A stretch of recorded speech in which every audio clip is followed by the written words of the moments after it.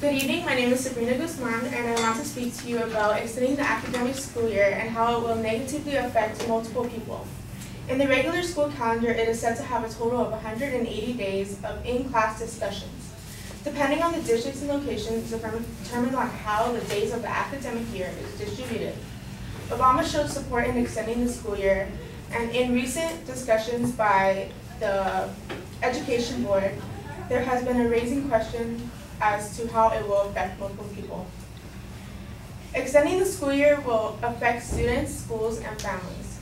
First, by extending the school year, it will affect students in which they will become overwhelmed with stress and burnout due to the material being taken in.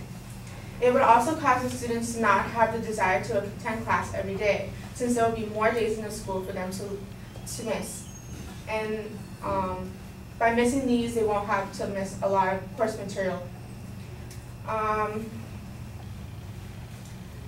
Like I said, lastly, extending the school year will affect students by having more course material covered and forgetting the information in the beginning of the school year.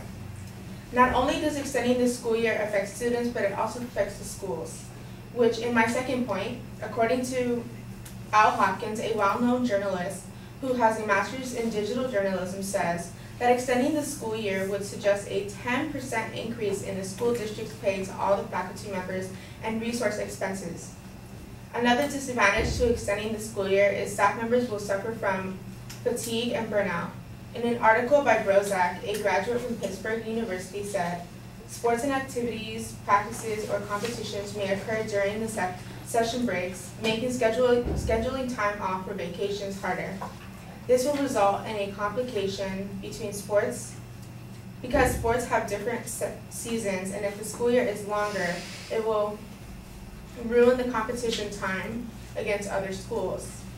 The last reason will affect families by extending the school year. Families like to take time off from work and dropping kids off from school by planning vacations. They cannot do so if everyone has a different schedule due to the school year being extended. Vacation planning would be a lot harder. Not only is vacation planning harder, but the students in the extended school year will need to choose school over family, because it is a California law to stay in school and cannot miss a certain amount of days. This possibility can cause a division in the household, and it is unnecessary for the families in this situation. Extending the school year will affect students, schools, and families. It will affect students with burnout, lack of motivation to attend class, and lost material throughout the year.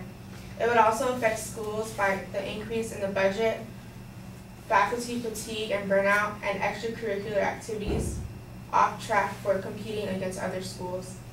Lastly, it will affect family vacation planning and a division in the house. I hope you could agree in keeping the school year at 180 days and not extending the school year. Thank you.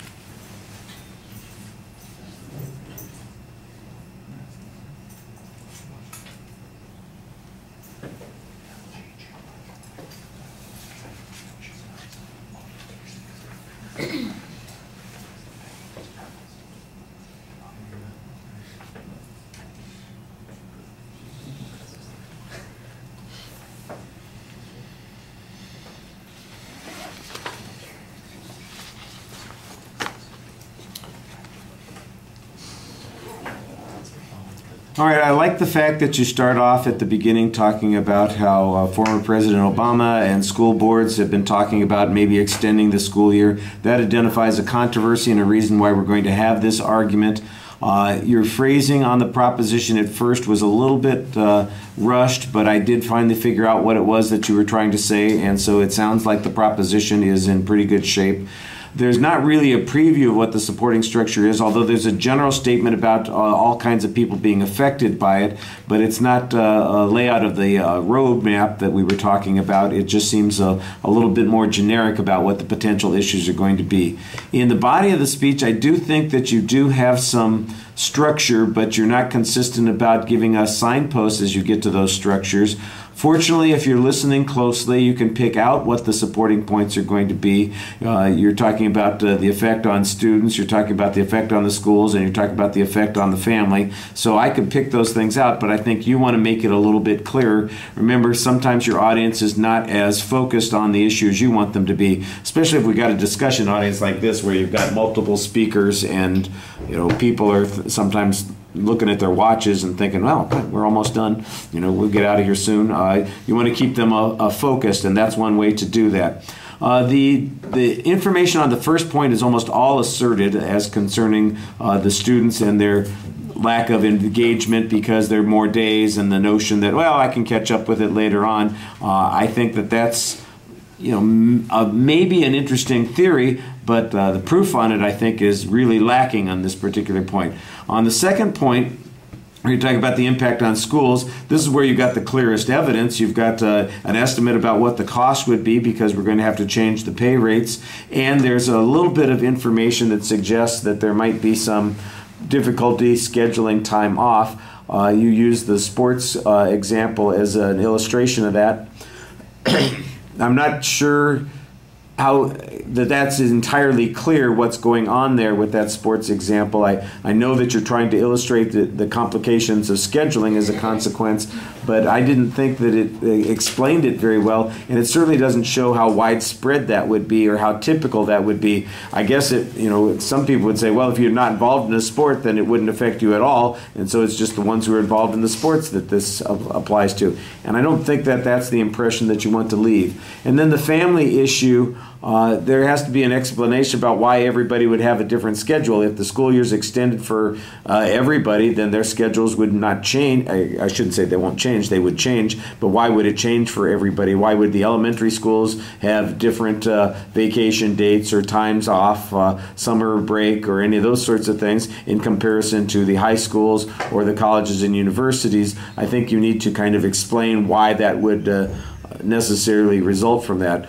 I think we've got maybe a good example that you can look at in 10 months where that might happen, where the schedules are all going to alter. Our future, for instance, because we're going to go to the semester system, and how that suddenly changes the amount of time that people are spending in particular situations and circumstances. There might be some comparables that you could give. I'm surprised that you don't do any comparative data from places that have lengthier school years. The 180 days that we're talking about, how does that compare to other parts of the world? Do they have 200-day school years, and do they have any of these kinds of problems? That would be something that I think would be a natural place to look for information. You have a tendency to read a lot, and I think you need to engage the audience a little bit more to help your credibility. All right, thank you.